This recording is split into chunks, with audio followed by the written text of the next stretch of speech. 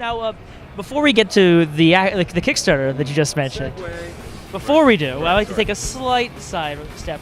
On February, it was announced that you were working with another developer, Scarab Entertainment. Yeah, I heard that you were working on a game called Razer Global Domination Pro Tour. Yeah. What can you tell us about? I mean, we didn't see anything. We saw an announcement that was brief. It was kind of like surprising. It's like, oh, working with another developer. So what can you tell us about the game right now? Is it just an idea in the air, or is it like what's going on with it? Yeah, so Scarab is run by Kareem. He's a good friend of ours. We've known him for years, from way back when. And he approached us about the idea, working with Razer, working with him to kind of make the game. And what it is in a nutshell is taking Tony Hawk on a Razer, but with the cel-shaded style of jet grain radio, which I think is awesome. I just love that basic idea. It's like great gameplay, a great product which is fun and being used by adults, not just kids, in a cool kind of extreme sports kind of way, but then putting a nice fresh coat on it like a jet grain radio, which at the time was very trendy and new, and now it's just an art style that we can choose to use, which is cool. So that's kind of where the idea kind of landed. When he presented it to us, that's what we wanted to do with it. And him and Razer were like, yeah, that's great. They were totally on board with it. So right now it's kind of in the early kind of planning stages, just ironing out. It's a license, so it just takes a long time to kind of get paperwork and legal shenanigans out the way. So it's still simmering, or on preheat maybe. But so we wanted to kind of get the word out there to kind of gauge some interest, and hopefully we'll have more news soon. And so now with that little segue out, we go right into the Kickstarter. Right. So last year at PAX East 2013, you showed off a little thing on the 3DS. It was a game called Colt County. We unveiled it at Nintendo Force Magazine. No, come back! Right now, you're working on a Kickstarter for Colt County to get it brought onto other platforms and to finally see a more wide-scale sequel, not a spiritual sequel in a way, to what you made, Dementium. Yeah. So how has the development of the game been since the time we last saw it and since it has appeared on the Kickstarter? Yeah. So we did the demo last PAX, and that's the only development. That's as far as we got with the 3DS development, as far as the game assets running on the 3DS. We stopped at that point to then continue with the story, because that's a huge part of the game. The story arcs from episode to episode, across the season, from season to season. We really focused on that element, as well as the characters, the player's journey through that, the enemies, the weapons, all of the events that are going to affect that journey. So we really wanted to focus on that. So that's what we've done, in amongst working on other games, of course, and Moon Chronicles especially took up a lot of our time. We've been working on that since then, and during that process, we're like, you know what? We're doing Moon Chronicles on 3DS. That's the first FPS on the 3DS. We have no clue how it's going to do. Very hopeful. I think it's a great game. I think it has a lot of potential. I think it could do really well, but we don't know for sure. So we're like, do we do another FPS for a market that we have no data, no clue how it's going to do? Or do we go, you know what? We kind of always want to do a console game. Unity's out there. That would make Colt County kind of awesome, because we can just throw a lot of awesomeness at it, as far as the graphical power, polygons, there's so much stuff at it. We're like, you know what, let's go console with this. It was not an easy decision to make. We obviously have been very 3DS-centric. We love the 3DS fans that we were lucky enough to get, but we knew it was going to feel like a slap in the face. If we say, look, we're not going to do Colt County 3DS anymore, we're going to do it on those consoles you probably hate. Yeah, that's what we're going to do. Yeah, that's right. But we feel we made that decision for the game's sake. We want to make a great game. And we thought doing a console version of that, and that's why we definitely want to make sure Wii U was in the minimum goal, not a stretch goal. To at least provide that love to our Nintendo fans.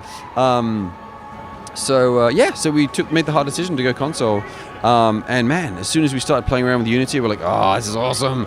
Because we could just do so much stuff. I mean, just simple things like adding a bevel to the edge of a tombstone, seeing the specularity move across it with a bump map when the lighting moves. It's like, oh my gosh, a real-time kind of shadow. Simple tools, simple things taken for granted, really, in today's market. But to us, it's like, that is awesome, that is fun, and that's going to help it be better and scarier for the player. And the Unity is amazing. It supports it's Wii U, Xbox One, PS4, PS3, Vita, Steam, everything else, pretty much everything but 3DS. Yes, thank you. Thanks for pointing that out. Yeah. And, wink, Unity, make it happen. So, so it's a very different development experience for us, because it really just changes our approach completely to that game, as far as simple things like, they have an asset store. If we want a bush, we can go and buy one. We don't have to spend a day making one. We can buy it for $20. Great, plug it in. And even though that sounds silly to most players, like, okay, so what? But to us, that means a lot. We get to be really efficient with how we make the game. We get to have fun with the lighting, with the multi-pass textures, with the animations, with we're going to create an actual player model. Even though it's first person, there will be a player model, so when you look down, you'll see yourself, and more importantly, you'll cast a shadow. So you could literally scare yourself in your own shadow, and you probably will, which is great. So you'll see, just like Outlast, Outlast does that, and that's what we're looking at. It's like, that's an amazing game. We need to do that kind of treatment to Colt County to make it just like, wow, just a really different experience. This doesn't mean we're like, all right, buy 3DS, we're off to console land. It means this is just another avenue for us as creative people. We love the 3DS. I think that's pretty clear, and we'll continue, doing that. And this is like our way to kind of try something a little bit different, and we'll see how that works out. What are elements from your previous games, like Dementium and previous survival horror, are you planning on putting into the world of Colt County? So fear is a big part of it. I think a lot of Resident Evil 6 and stuff like that are focused obviously on the opposite of fear and more on the action. They've gone more on the action direction, which is fine for those that want that. But I think with like Dementium 1 and 2, they're a bit more scary, and I think that's kind of what we want to do with Colt County. Is focus on kind of those slow, subtle moments, and with audio cues, what's going on, what's around the next corner, you kind of being scared to even go somewhere, and the not being overpowered, having melee weapons, having not much ammo, if you stuff like that. They're kind of the big things that we're definitely bringing over from Dementium to Colt County. Now, one of the things you want to work with, you're working with backers, is what you wanted to do with the Kickstarter. You want to be able to work with them in creating the design. So what input will the backers have ultimately on the overall game design? So, it has multiple tiers. So the minimum, I think, will be us providing examples like of enemy design, for example, like 3 different things to choose from, and getting the backers to kind of help us decide what they think would be best for the game. Not only art, but also audio, whether it be sound effects or music, or even design ideas, or even weapon ideas. Some of the more higher tier cool things is you can actually even design your own enemy. Not only the way it looks, but the way it acts, as far as AI. You kind of working with us to do that. It's not like we're going to expect you to draw it, but we can kind of work together on actually kind of, creating that idea. There are tiers that allow people to kind of get access to the alpha build and the beta build of the game, to get in there and play it and provide feedback based on that. So there's a lot of different things. We've really kind of engineered it that way, the Kickstarter, because that's the unique thing that Kickstarter can offer, is the backers can actually get involved in the game, which is really cool. So we really wanted to embrace that unique kind of aspect of what Kickstarter offers. So there's a lot of different ways, from just simple like vote for that to, hey, and they even put your voice and your face in the game. Which is one of the higher ones as well. If you actually want to be like a dead corpse or even an enemy or one of the main NPCs, depending on what we get, we'll kind of our casting director will place them accordingly. Get your face on the wall, literally your face put onto a wall, or something more gruesome than that. Just your face, just the face. It's not attached to your body. Yeah. So, any other details you'd like to say to any backers who might be on the fence for Colt County? Yeah, I mean, the bottom line is we put it on Kickstarter so we could make it the best it can be. If we reach the minimum goal, the game will allow us to make a better game, because we can focus on it in one block of time and actually have the resources, which means team members, all at once working on the game, focusing on it and making it great.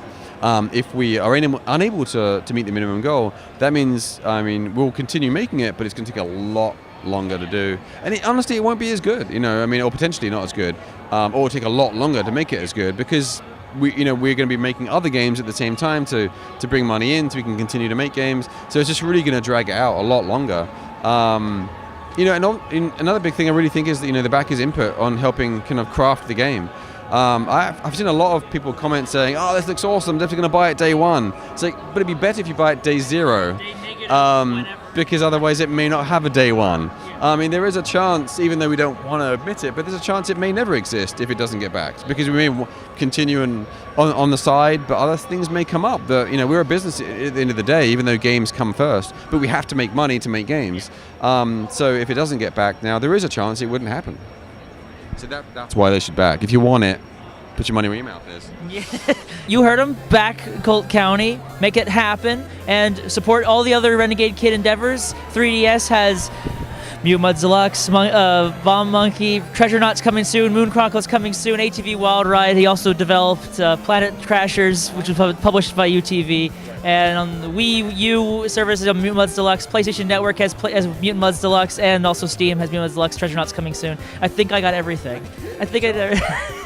So check RenegadeKid.com or check their you can check their Kickstarter and all their previous games and enjoy.